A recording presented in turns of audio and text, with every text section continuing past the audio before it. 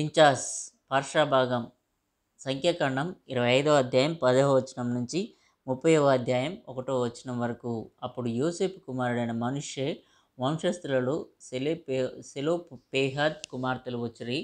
సెలోపేహాద్ హేసెర్ కుమారుడును గీలాదు మనుమడును మాకీరు మునుమనుమడునై ఉండెను. అతని కుమార్తెల పేర్లు మహాలా, నోయా, హోగ్లా, మిల్కా, తీర్సా అనునవి.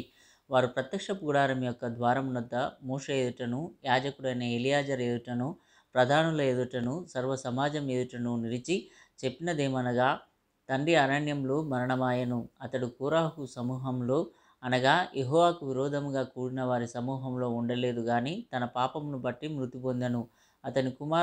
అతనికి కుమారులు కలగలేదు. అతనికి కుమారులు లేనంత మాత్రం చేత మా తండ్రి పేరు అతని వంశంలో నుండి మాసిపోనేలా మా తండ్రి సహోదరులతో పాటు స్వాస్థ్యమును మాకు దయచేయమనిరి. అప్పుడు మోషే వారి కొరకు యెహోవా సన్నిధిని మనవి చేయగా, యెహోవా మోషేకు ఇలాగు సెలవిచ్చెను, సెలోపేహాద్ కుమార్తెలు చెప్పినది యుక్తం. నిజముగా వారి తండ్రి సహోదరులతో పాటు భూస్వాస్థ్యమును వారి ఆధీనం చేసి వారి తండ్రి స్వాస్థ్యమును వారికి చెంద చేయవలను. మరియు నీవు ఇజ్రాయేలీయులతో ఇట్లు చెప్పవలను, ఒకడు కుమారుడు లేక మృతి పొందిన ఎడల మీరు వాని భూస్వాస్థ్యమును వాని కుమార్తెలకు చెంద చేయవలను. వానికి కుమార్తె లేని ఎడల వాని అన్నదమ్ములకు వాని స్వాస్థ్యం ఇయ్యవలను. వానికి అన్నదమ్ములు లేని ఎడల వాని భూస్వాస్థ్యమును వాని తండ్రి అన్నదమ్ములకు ఇయ్యవలను.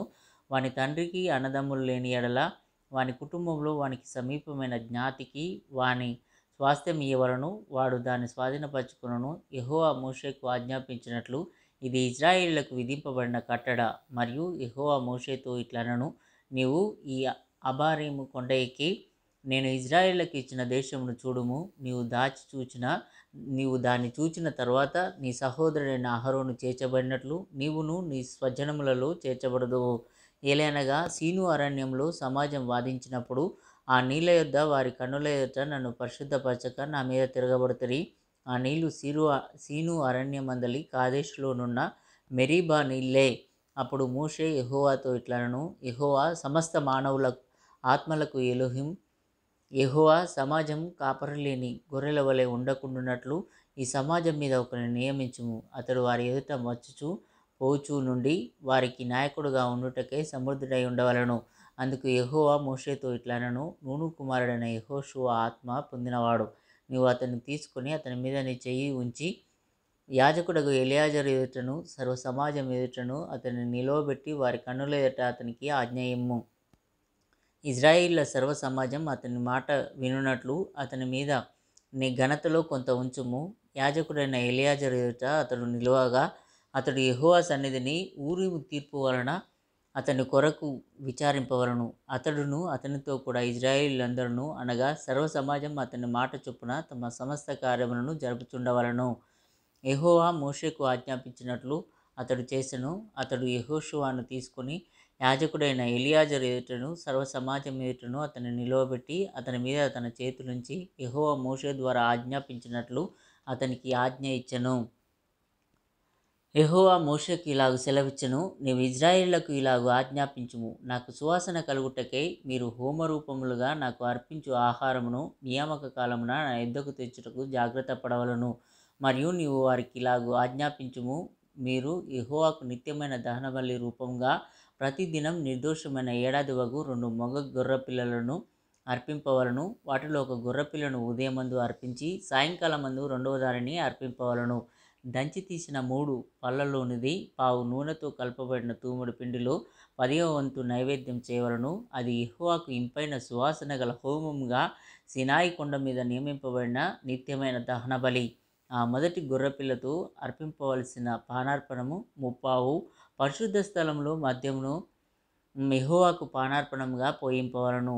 ఉదయ నైవేద్యమును దాని పానార్పణమును అర్పించినట్లు యెహోవాకు ఇంపైన సువాసన గల హోమముగా ఆ రెండవ గొర్రెపిల్లను సాయంకాలమందు అర్పింపవలను. విశ్రాంతి దినమున నిర్దోషమైన ఏడాది వగు 2 గొర్రెపిల్లలను నైవేద్య రూపముగాను దాని పానార్పణముగాను నూనెతో కలపబడిన తూమెడు పిండిలో 2 10వ వంతులను అర్పింపవలను. నిత్యమైన దహనబలియు దాని పానార్పణమును గాక ఇది ప్రతి విశ్రాంతి దినమున చేయవలసిన దహనబలి.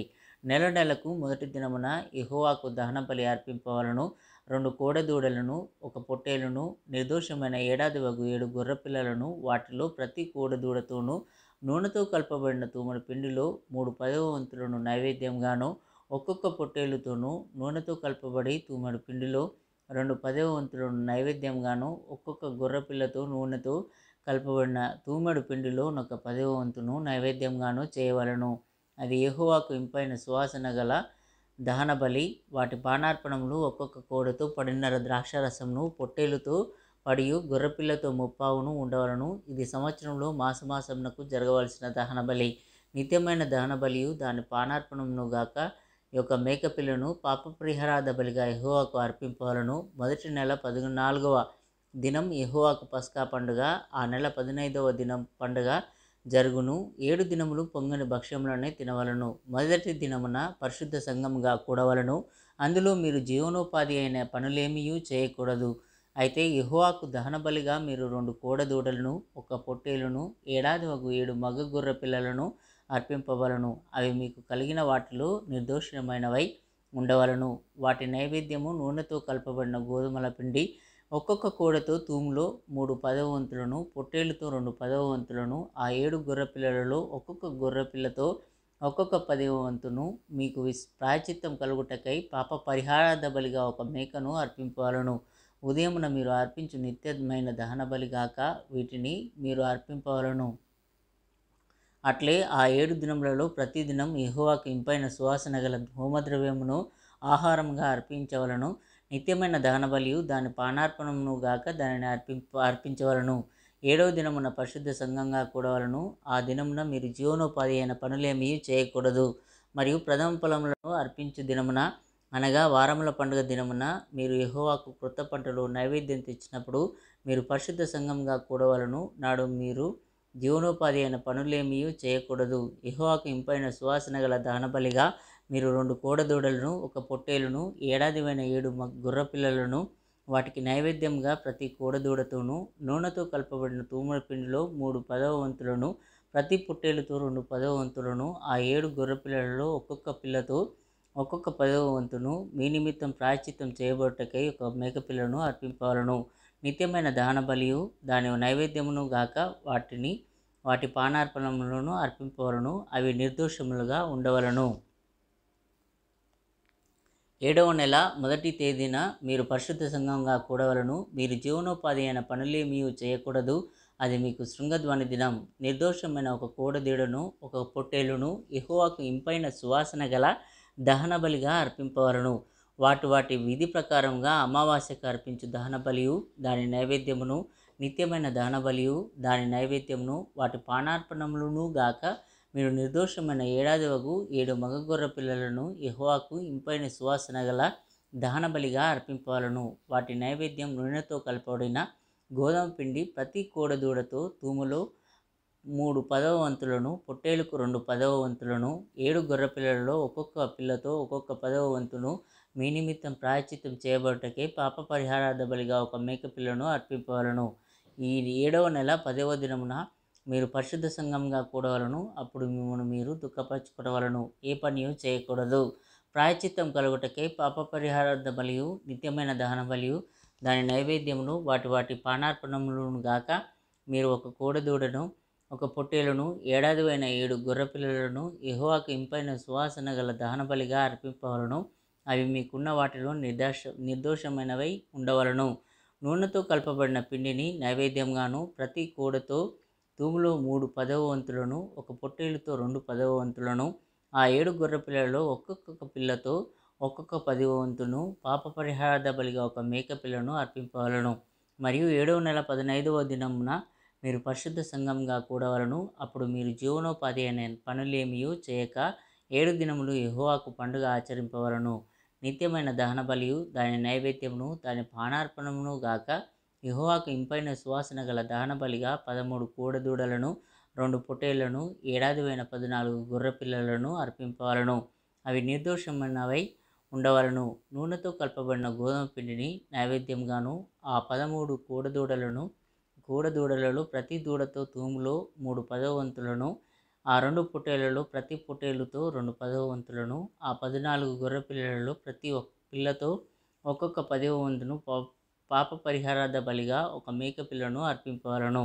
రెండవ దినమున నిత్యమైన దహన బలియు దాని నైవేద్యమును వాటి పానార్పణములను గాక మీరు నిర్దోషమైన 12 కోడదూడలను 2 పొట్టేళ్లను ఏడాదివైన 14 గొర్రె పిల్లలను విధి ప్రకారంగా వాటి లెక్క చొప్పున ఆ కోడలతోనూ పొట్టేళ్లతోనూ గొర్రె పిల్లలతోనూ వాటి నైవేద్యమును పానార్పణములను పాప పరిహారార్థ బలిగా ఒక మేక పిల్లను అర్పింపవలను.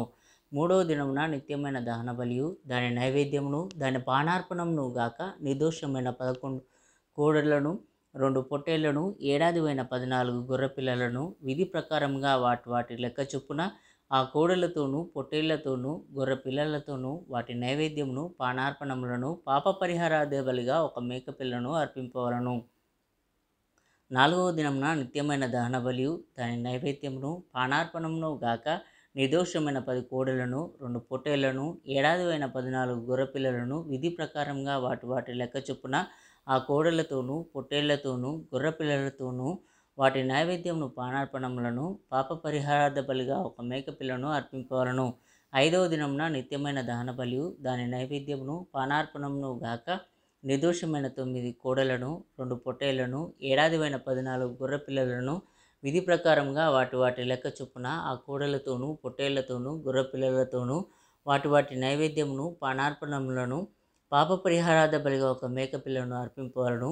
ఆరో దినమున నిత్యమైన దహన బలియు దాని నైవేద్యమును పానార్పణమును గాక నిర్దోషమైన 8 కోడెలను 2 పొట్టేళ్లను ఏడాదివైన 14 గొర్రె పిల్లలను విధి ప్రకారంగా వాటి లెక్క చొప్పున ఆ కోడెలతోనూ పొట్టేళ్లతోనూ గొర్రె పిల్లలతోనూ వాటి నైవేద్యమును పానార్పణములను పాప పరిహారార్థ బలిగా ఒక మేక పిల్లను అర్పింపవలను. ఏడో దినమున నిత్యమైన దహన బలియు దాని నైవేద్యమును పానార్పణమును గాక నిర్దోషమైన 7 దూడలను 2 పొట్టేళ్లను ఏడాదివైన 14 గొర్రె పిల్లలను విధి ప్రకారంగా వాటి లెక్క చొప్పున ఆ కోడెలతోనూ పొట్టేళ్లతోనూ గొర్రె పిల్లలతోనూ వాటి నైవేద్యమును పానార్పణములను పాప పరిహారార్థ బలిగా ఒక మేక పిల్లను అర్పింపవలను. 8వ దినం మీకు వ్రత దినముగా ఉండును. అప్పుడు మీరు జీవనోపాధి అయిన పనులేమీయూ చేయకూడదు.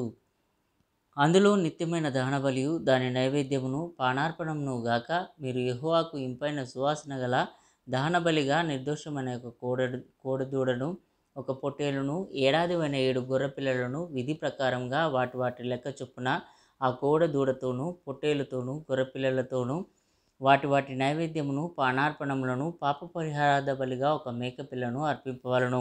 మీ మొక్కు బలులను మీ స్వేచ్ఛార్పణములను మీ దహన బలులను మీ నైవేద్యములను మీ పానార్పణములను మీ సమాధాన బలులను గాక వీటిని నియామక కాలమందు యెహోవాకు అర్పింపవలను. యెహోవా మోషేకు ఆజ్ఞాపించినట్లు మోషే ఇజ్రాయేలుతో సమస్తం తెలియజెప్పెను. మోషే ఇజ్రాయేలు యొక్క గోత్రాధిపతులతో ఇట్లనెను,